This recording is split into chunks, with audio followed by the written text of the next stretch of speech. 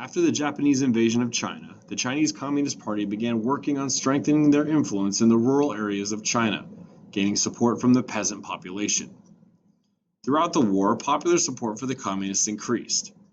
After World War II, the nationalist government of Chiang Kai-shek continued to receive U.S. support, both as its former war ally and as the sole option for preventing communist control of China.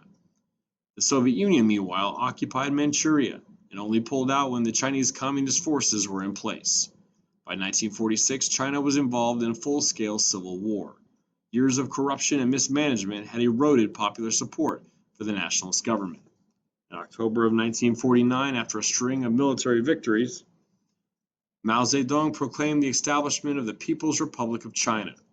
Chiang and his forces fled to Taiwan to regroup and plan to retake the mainland. Truman's administration was blamed for losing China, which would lead to our involvement in Korea.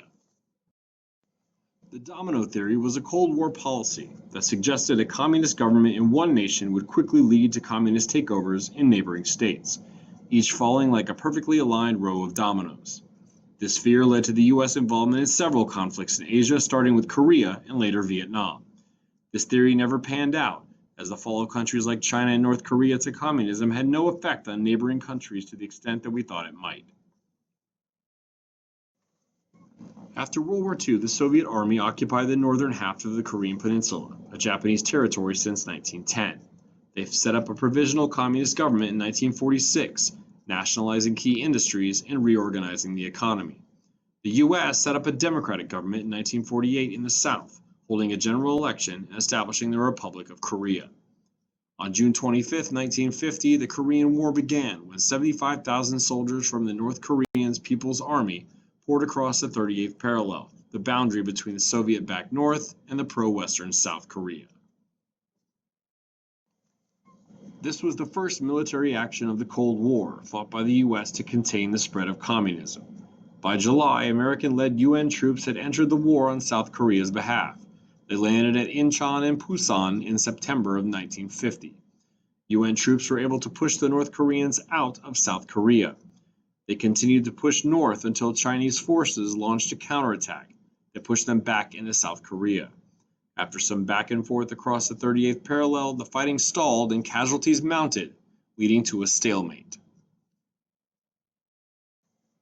Finally, in July of 1953, an armistice was signed, bringing the Korean War to an end and creating a demilitarized border close to the original boundary. Close to 5 million soldiers and civilians lost their lives during the war. The Korean Peninsula is still divided today. The House Un-American Activities Committee, or HUAC, was a committee of the U.S. House of Representatives that investigated allegations of communist activity in the U.S. during the early years of the Cold War. Established in 1938, the committee called citizens to testify in high-profile hearings before Congress. The HUAC often intimidated witnesses, producing questionable information about the spread of communism in America. The HUAC's controversial tactics contributed to the fear and distrust that existed during the Second Red Scare of the 1950s. The HUAC's primary target was the Hollywood entertainment industry. Actors, screenwriters, directors, musicians, and other entertainment professionals were forced to testify in hearings before Congress. They had to answer questions about their loyalty to the U.S. and whether they belonged to the Communist Party. Many of them refused to testify, using their Fifth Amendment rights to avoid incriminating themselves. Those unwilling to cooperate were blacklisted, meaning they were unable to find jobs in the entertainment field for many years.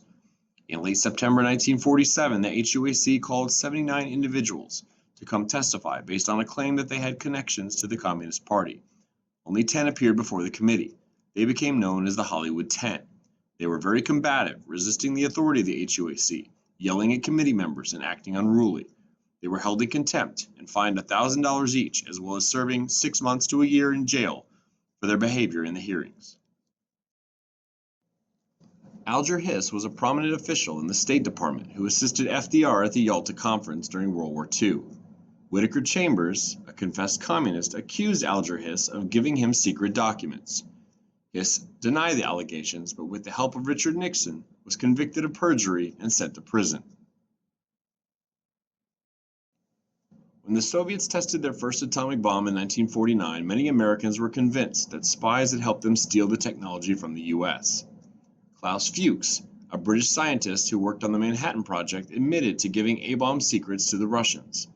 Aided by the British, an FBI investigation traced another spy ring to Julius and Ethel Rosenberg in New York. Their report was known as the Venona Papers. After a controversial trial in 1951, the Rosenbergs were found guilty of treason and executed for the crime in 1953. Civil rights advocates raised questions about whether anti-communist hysteria had played a role in the conviction and punishment of the Rosenbergs. In February 1950, Senator Joseph McCarthy of Wisconsin presented a list of alleged members of the Communist Party that worked in the U.S. State Department. This added to the hysteria of the Red Scare and the Cold War. McCarthy headed the investigations of suspected communists in the U.S. government. Hundreds of Americans were accused of either being communist or communist sympathizers. The primary targets were government employees, those in the entertainment industry, teachers and professors, and labor union activists. Many people were fired from their jobs or blacklisted, mostly without any real evidence to back up the claim. McCarthyism became a term that meant making accusations of treason without any real evidence to support it.